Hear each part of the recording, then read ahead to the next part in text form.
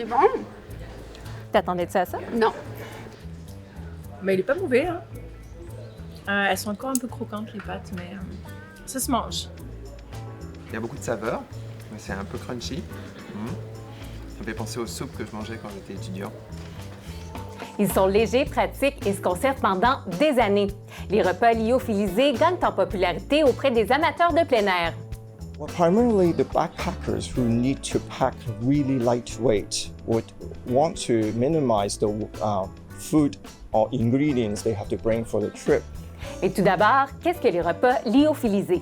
On les a connus par le passé comme les repas des astronautes ou encore ceux consommés en situation de survie. Ils sont obtenus en congelant à très basse température les aliments préparés puis en retirant l'air.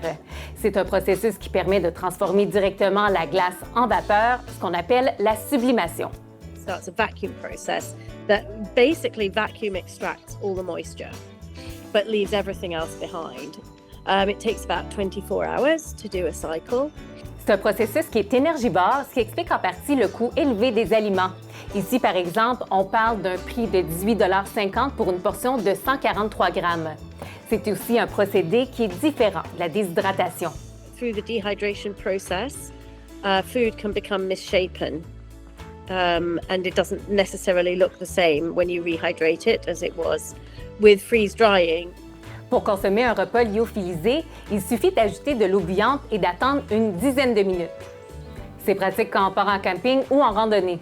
Depuis que j'ai commencé à sortir loin et que mes trajets commençaient à devenir de plus en plus éloignés, là, j'ai commencé à réduire le poids dans mon sac à dos. Donc, j'ai essayé de l'échapper toutes les options que je pouvais couper. Puis, ça, c'en était un qui était très facile à choisir. Du côté nutritionnel, ça dit quoi?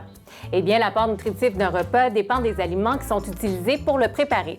You don't lose any nutrients, but the issue is what are you actually freeze drying? Because if you freeze dry a bunch of white rice with like some cheese and let's say red meat, I mean, it's not a balanced, nutritionally sound meal.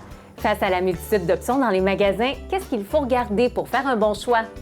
If I'm doing a more strenuous hike or kind of more like I'm carrying a heavier backpack, I'm expending more energy, I'm going to be looking for a meal that actually offers more of that energy replacement. I'm going to be looking for a meal that contains ideally at least 20 grams of protein, so that's going to help with recovery of muscles as well as satiety. Et bien entendu, le goût, c'est aussi important.